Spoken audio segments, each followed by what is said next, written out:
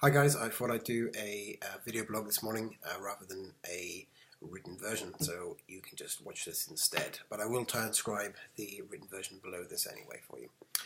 So what I wanted to talk about today is something which I think a lot of us suffer from, and we don't even really acknowledge it as an issue, which is telling yourself that if you're 1 stone, 2 stone, 3, 4, 5 stone overweight is 100% your fault. Most of us, if we put on weight, we'll say that this is because I eat too much and I don't exercise. I've got lack of willpower. I go to the gym for a couple of weeks, but then I stop. Therefore, it's my fault. And companies do the same thing as well. They'll put you on a shake diet. I'm not going to go naming companies that do it. I'm sure you've all heard of some without even trying. But they'll put you on a shake diet and they'll say to you, do this, this and this, and you will lose weight. And people do. But the problem is that it's not sustainable. So you lose some weight. Maybe you lose a stone, maybe you lose 2, maybe you lose 7 pounds. But at some point, you will stop drinking the shakes or following their particular set of rules, and then you'll start doing what you used to do. Because all you've done is change a lifestyle for a while, or change what you're doing for a while, but not necessarily change the lifestyle. And it's the lifestyle that is going to cause our results. Whether it's a very healthy lifestyle, it's going to give you really healthy results. Weight loss will be easy, or you don't find that you put on weight anyway. An unhealthy lifestyle will obviously give you all the results that unhealthy lifestyles do, being overweight, heart disease, other Western diseases as well. And it's quite hard. And if you've got yourself at the beginning of your journey and you've got a fair few stone to lose, then it could be a little bit daunting, and you go for a couple of weeks and then you stop, and then you blame yourself, and then you think, I'm supposed to be big, I'm supposed to be overweight, therefore I'll just be overweight.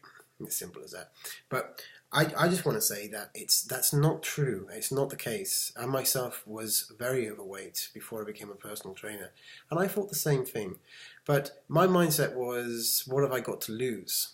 You know, I'm going to just go at it like maybe it doesn't work, but what have I got to lose? And then something happened after 4 or 5 months. It became very easy. The exercises I was doing, I was becoming really interested in how it works and so on, and I'm getting stronger and such, and seeing these little changes, and it became easier and easier. But it didn't happen first time. I attempted it, I don't even know how many times, 50, 60 different times. But each time I tried it was a different kind of plan. You know, I'm going to follow this plan. I remember reading a guy called Chris Geffen, and he had a 12-week trainer plan that you can just get online today on bodybuilding.com. I thought, yes, I'll do that every single day. But it's incredibly tough. And if you're not in the right mindset for that, then you're not going to be able to do it. So, you have to give yourself a little bit of credit and say, okay, it's not going to be as simple as going from A to B without any hiccups. We know there's going to be little bumps in the road and so on.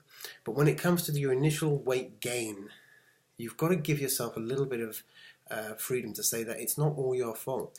You have to look around you at how we're living with society. All of our food is fast sugared, processed food. If we go out for meals, the portions are usually bigger than what we should be eating. Most of us work more hours than we should do. We get drove into the ground. If you're working salary, a lot of our clients are working 12-hour days. When are you supposed to exercise? You get home and you're tired. Convenience food comes into it. You just want to get yourself something quick and easy, and usually that's not very good. And this happens over a period of time, a couple of years down the line, and you find yourself, you put on a lot of weight.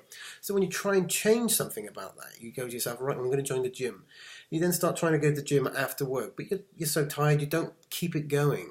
And if you're not doing the right stuff in the gym, and you don't have the knowledge or the information at hand to be able to make the changes and see them actually working, then of course most of us are going to give up.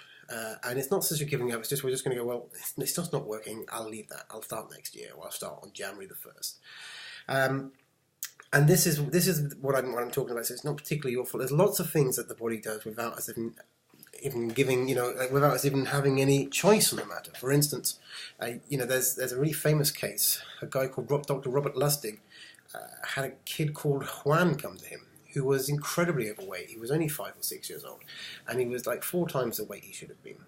His mum asked what's wrong with him. It turned out that the American government, they give families food stamps for food and orange juice, and this kid was just drinking orange juice because that's all they were given, really. Not just that, other bits and bobs as well, but all of it was very high sugared. And Juan had a very unique hormone imbalance, which meant that anything he ate or drank which was sugary or high sugar caused him to put weight on exponentially. So it was out of his control. That's not his fault. Unfortunately, it goes down to the government not giving out the right information about health and nutrition, and it goes from some really bad research done in the 50s, which is just wrong, which is where we basically are pulling all of our information from. Now, luckily it's changing, but it doesn't change overnight.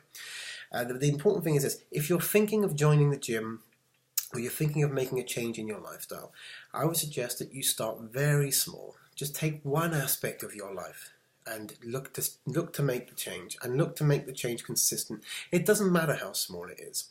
For instance, if you don't have breakfast in the morning, wake up and make sure you have breakfast. Just make that your goal. Nothing else. Don't even worry about going to a gym. Maybe look up some online, and start looking at healthy recipes. But just generally, just get that one consistent thing going. I'm going to have breakfast every single morning this week. Get yourself up and make sure you have breakfast.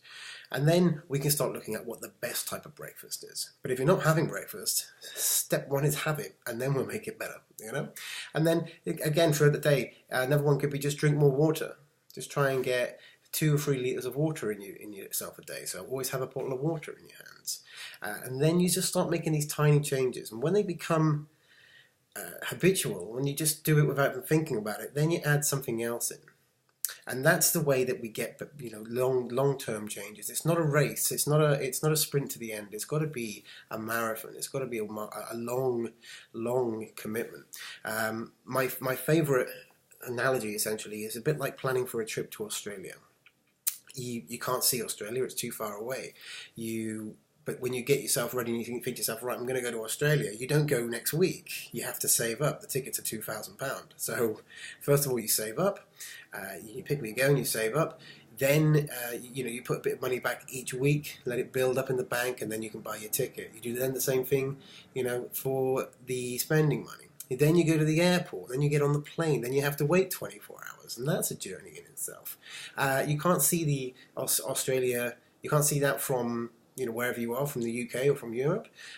So you still can't see your target. And weight loss, it's pretty much the same. Fitness is the same. It's tiny little steps. We're all going to Australia. It's going to take a while, But just because you can't see the exit, or you can't see the goal, doesn't mean it's not there. You just make these tiny steps towards it.